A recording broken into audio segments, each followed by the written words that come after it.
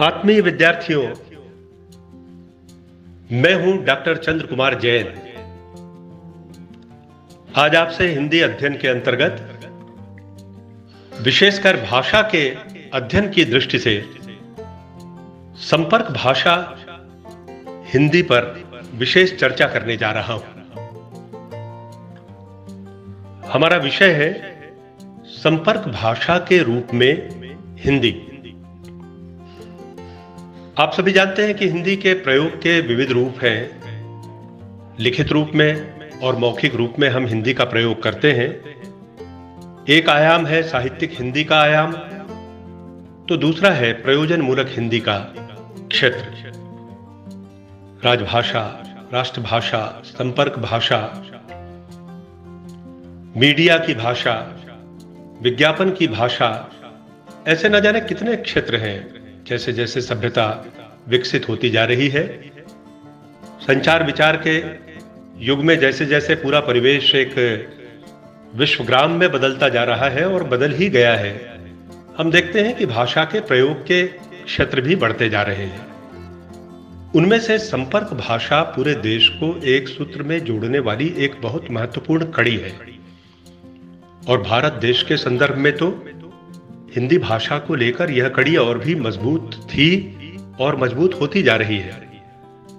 इसके सामने कुछ रुकावटें हैं, कुछ बाधाएं भी हैं और चुनौतियां भी हैं। उन सब पर भी हमें ध्यान देना होगा। परंतु संपर्क भाषा के रूप में हिंदी की दशा और दिशा को समझने से पहले संविधान में हिंदी के संदर्भ में जो व्यवस्था की गई है, मूलभूत रूप में उसे आपको भली भांति आत्मसात कर लेना चाहिए। प्रिय विद्यार्थियों, ध्यान दीजिए कि भारत के संविधान के अनुच्छेद 343 से 350 और 120 तथा 210 संख्या के अनुच्छेदों में राजभाषा का उल्लेख किया गया है। राष्ट्रभाषा के विषय में धारा 351 निर्धारित की गई है, किंतु स्मरण रहे इस धारा में कहीं भी राष्ट्रभाषा हिंदी नाम नहीं दिया गया है। इसके पीछे कारण यह है कि इस धारा में एक ऐसी भाषा की संकल्पना है जिसे संपूर्ण देश आत्मसात कर सके। यही भाषा देश की राष्ट्रभाषा और संपर्क भाषा है। आपको स्पष्ट हो गया होगा कि भारत के संविधान में राष्ट्रभाषा शब्द को सीधे सीधे हिंदी के संदर्भ में परिभाषित नहीं किया गया है, परंतु उस भाषा के स्वभाव की तरफ संकेत किया गया है। और उस स्वभाव को जब हम ध्यान में रखते हैं तो पाते हैं कि राष्ट्रभाषा और संपर्क भाषा के रूप में हिंदी के अतिरिक्त अपने देश में कोई और भाषा नहीं हो सकती।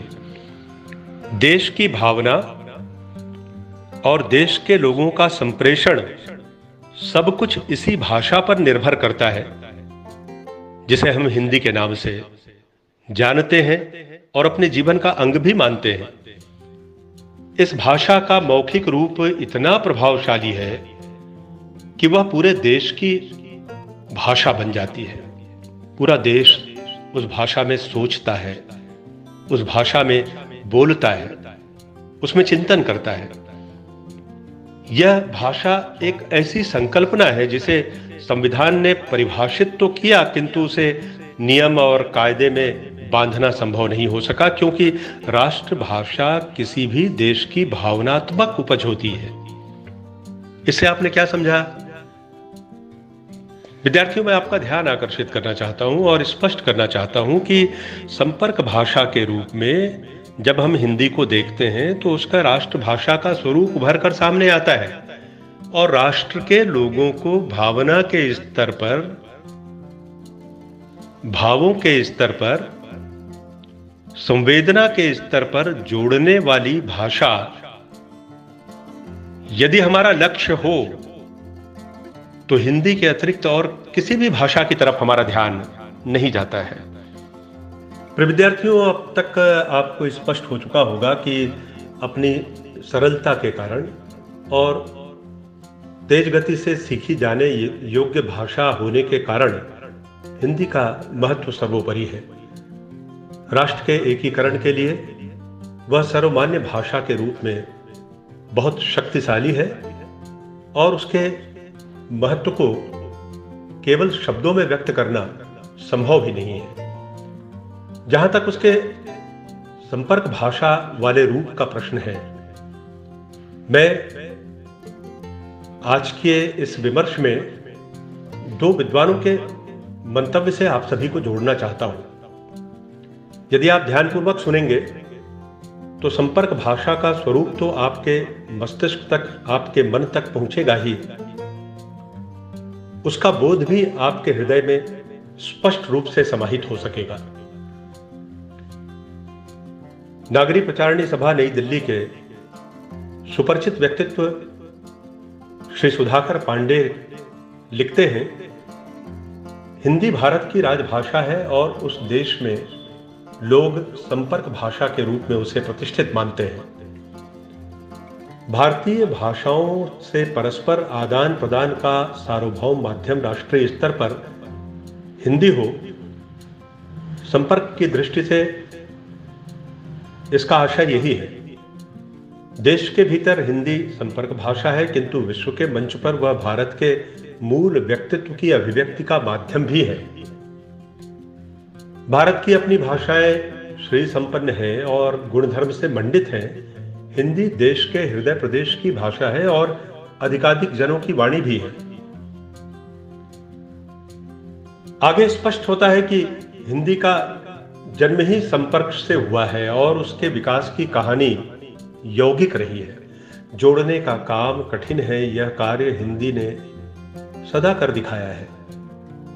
अंग्रेजी अभी भी भारत के लिए संपर्क की भाषा नहीं है। सदा से वह साम्राज्य विस्तार की भाषा के रूप में प्रयुक्त हुई। आज भी विश्व के रंगमंच पर अंग्रेजी संपर्क भाषा के रूप में यदि कारगर है तो वह हृदय में स्नेह, सद्भाव और मानवीय मूल्यों को लेकर नहीं है, सत्ता की भाषा के रूप में, वर्चस्व की भाषा के रूप में ही केवल उसकी प्रतिष्ठा है। हिंदी संसार में अनेक विश्वविद्यालयों में पढ़ाई जा रही है और संसार यह मानने लगा है कि भारत की पहचान हिंदी के माध्यम से स्पष्ट रूप से समझी जा सकती है। संपर्क भाषा राजकाज में होना बड़ी बात है, किंतु उससे बड़ी बात यह है कि वह दूसरों के हृदय को जीते, समरसता की भावना को जन्म दे, उसका सम्मान करे। और हिंदी इसमें सफल हुई है और हिंदी की यह सफलता उसके संपर्क भाषा वाले रूप के कारण ही है। हिंदी अन्य भारतीय भाषाओं के अभ्युदय में भी अपने विकास की सार्थकता सिद्ध करती रही है। वह लोक कल्याण, लोक मंगल की भाषा है। विश्वासपूर्वक कहा जा सकता है कि हिंदी के माध्यम से राष्ट्र का मंगल सुरक्षित है और वह मंगल संपर्क भाषा के रूप में उसकी प्रतिष्ठा पर निर्भर करता है। प्रिय विद्यार्थियों, मैं आप सभी को बता दूं कि पंडित रविशंकर शुक्ल विश्वविद्यालय रायपुर को आजीवन अपनी सेवाएं देने वाले स्मृति शेष डॉक्टर रमेश चंद्र मेहरोत्रा जाने माने भाषाविद, भाषा वैज्ञानिक और साहित्यकार के रूप में प्रतिष्ठित है। उनका संदेश आप तक आज पहुंचाना चाहता हूं, जिससे हम हिंदी के संपर्क भाषा वाले रूप को और अधिक स्पष्ट रूप से समझ सकें। संपर्क भाषा के लिए शुभ संदेश प्राप्त कीजिए। यदि संपर्क भाषा एक और जन जन के लिए राष्ट्रीय अंतर्राष्ट्रीय सिक्के का काम करती है, तो हम स्मरण रखें कि भाषा विशेषज्ञों के लिए चुनौती भी पेश करती है। संपर्क भाषा के नाम पर डॉक्टर मेहरोत्रा सचेत करते हैं, किसी भी स्थिति में देश में अलगाव पैदा नहीं होना चाहिए। अर्थात हिंदी भी यदि संपर्क भाषा के रूप में प्रयुक्त होती है तो वह लोगों के बीच संपर्क बढ़ाने का काम करे। संपर्क का अर्थ ही होता है मेलजोल और मिलाप। संपर्क का अर्थ ही होता है मिश्रण। राष्ट्रीय स्तर पर जो भाषा मेलजोल कराए, लोगों को जोड़े, विभिन्न भाषा भाषियों का मिलाप कराए, वह संपर्क भाषा है। और यह शक्ति हिंदी में है, परंतु हिंदी की इस शक्ति को सही ढंग से, सही रूप में समझना अनिवार्य है और उससे भी अधिक प्रभावशाली ढंग से, सकारात्मक और सृजनात्मक रूप से उसका उपयोग करना होगा। तब संपर्क भाषा के रूप में न सिर्फ हिंदी प्रतिष्ठित होगी, बल्कि हिंदी के माध्यम से हमारे देश की आशाएं और अभिलाषाएं भी ऊंचाइयों को प्राप्त कर सकेंगी। संपर्क भाषा, स्मरण रहे, किसी भी भाषा की विरोधी नहीं होती। सामान्यतया उसे बनाने की जरूरत नहीं पड़ती। संपर्क भाषा तो संपर्क से स्वयं बन जाती है। जितना अधिक लोगों का मेल मिलाप होगा, मिलना जुलना होगा, लोगों के बीच आत्मीयता होगी, आत्मीयता बढ़ेगी, भाषा का भी उतना ही विकास होगा। लोगों को मिला सकने वाली भाषा स्वयं अपने नए नए शब्दों से मिलकर आगे बढ़ने लगती है। इसलिए संपर्क भाषा का आदर करना अपने आप में एक पवित्र कर्तव्य है, एक राष्ट्रीय कर्तव्य है।